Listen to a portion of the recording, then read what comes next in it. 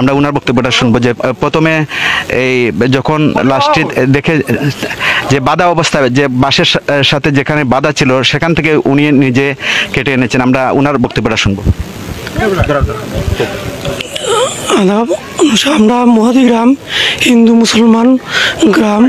আমরা নিরীহ মানুষ, মদিগরপুর এই এলাকার মানুষ।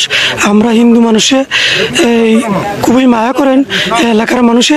আমরা খুব শান্তিপূর্ণ মানুষ। কাল 9:30টার দিকে এই গ্রাম থেকে প্রণব এবং বিপুল সূত্রধর নামে দুইজন যে আমার বাড়িতে যে অবগত করে সকালবেলা 9:30টার দিকে আনুমানিক, এটা অবগত করার পরপরই আমরা সাথে সাথে ওদের সাথে আমি রওনা দিয়ে ঘটনাস্থলে আসি এবং ঘটনার সত্যতা যাচাই করে ছাতক উপজেলা নির্বাহী কর্মকর্তার কাছে অবগত করি। অবগত করার পর উনি নির্দেশনা দেন কিছু গ্রাম পুলিশ মোতায়েন করার জন্য এবং স্থানীয় ওয়ার্ড সদস্য, মহিলা সদস্য আছে তাকে অবগত করার জন্য এবং প্রশাসনকে অবগত করার জন্য। এবং উনি বলেন যে উনিও প্রশাসনকে অবগত করছেন, ছাতক অফিসার ইনচার্জকে অবগত করেছেন। আমিও সাথে সাথে ফোন দিয়েছি এবং ওনারা এই মুহূর্তে জাউগা তদন্ত কেন্দ্রের আইসি একরাম সাহেবের নেতৃত্বে এটাকে উদ্ধার করা হয়েছে এবং এটা খুব তাজা লাশ দেখা যাচ্ছে, অর্ধগলিত পুরুষের লাশ, দাঁড়িয়ে আছে দেখা যাচ্ছে। এই মুহূর্তে তো আসলে বলার কিছু নেই। এটা যেখানে ঘটনাটা ঘটেছে এটার পাশেই একটা দুর্গা মন্দির, এখানে মূর্তি গড়নের কাজ চলছে। এখান থেকে প্রায় 100-200 গজ দূরে এই ঘটনাটা ঘটেছে। এটার মধ্যে বদ্ধ পানি, এখানে পানি ঢুকার কোনো রাস্তা নাই যে রাস্তা ভেসে আসবে। এটাকে আমরা উদ্ধার করেছি খুঁটির সাথে বাঁধা অবস্থায়। আপনিও ছিলেন এখানে, দেখেছেন যে আমরা খুঁটির সাথে বাঁধা অবস্থায় উদ্ধার করেছি স্থানীয় লোকজনকে নিয়ে।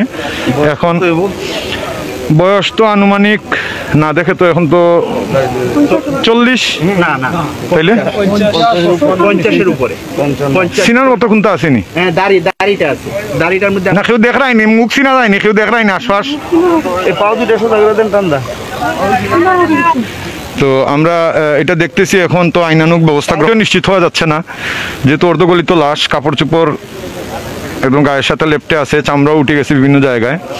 তবে ঘটনাটা এখন তো তাজা রক্ত বের হচ্ছে গা থেকে, প্যান্ট পরা অবস্থায় এবং হাত বাঁধা অবস্থায়। এটা দেখা যাচ্ছে, এটা একটা বিষয় যে মরদেহটার হাত বাঁধা অবস্থায় আছে, যেটা পুলিশের নির্দেশনায় আমরা হাতের বাঁধাটা আমরা কাটি নাই, যারা কাজ করছে এখানে কাটে নাই, এবং একটা বস্তার মধ্যে এটা ঢুকিয়ে রাখা হয়েছে। আমরা পরিচয় নিশ্চিতপূর্বক প্রশাসনকে আমরা অনুরোধ করব যে এই বিষয়টা আমরা, এটা যে মহদি গ্রাম, এটা হিন্দু দূষিত গ্রাম, মহদি গড়পুর, আমরা একসাথে গ্রাম।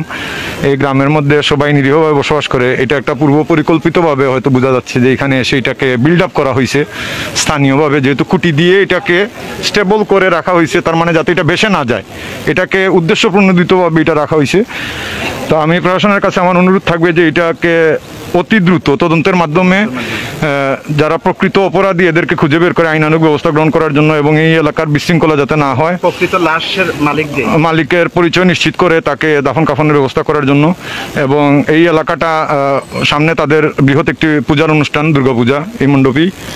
তো আমি বলবো যে এলাকার আমাদের পরিবেশ শান্ত আছে এখন পর্যন্ত। আমাদের এলাকায় কোনো ধরনের কোনো ভ্রাতৃত্বপ্রতিম এলাকা, এখানে হিন্দু মুসলমান সবাই একসাথে বসবাস করে। এখানে এরকম একটা ঘটনা, এটার দুঃখ প্রকাশ করছি এবং আমি চাই প্রশাসন অতি দ্রুত যেন এই বিষয়টার একটা নিষ্পত্তি নেয় এবং এই ব্যাপারে একটু কড়া দৃষ্টি রাখে। ধন্যবাদ আপনাকে। ধন্যবাদ চেয়ারম্যান সাহেব। আমরা যিনি এই বস্তা কেটে লাশটি উদ্ধার করেছেন, আমরা স্থানীয় একজন, আমরা ওনার বক্তব্যটা শুনবো। যে প্রথমে এই যখন লাশটি দেখে যে বাধা অবস্থায়, যে বাঁশের সাথে যেখানে বাধা ছিল সেখান থেকে উনি নিজে কেটে এনেছেন, আমরা ওনার বক্তব্যটা শুনবো।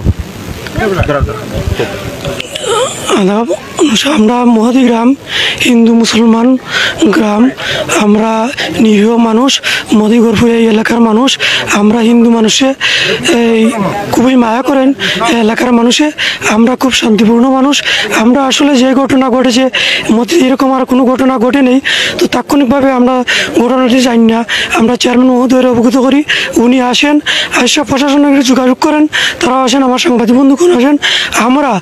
আমরা গ্রাম হিসাবে আমরা প্রত্যেকটি মানুষের দাবি, আমরা যাতে এই মহোদয় স্যার, আমার ওসি স্যার মহোদয়, সকলের কাছে, জেলা প্রশাসক স্যার মহোদয়ের কাছে সুষ্ঠু তদন্ত কইরা যে দোষী হয় তার দোষীর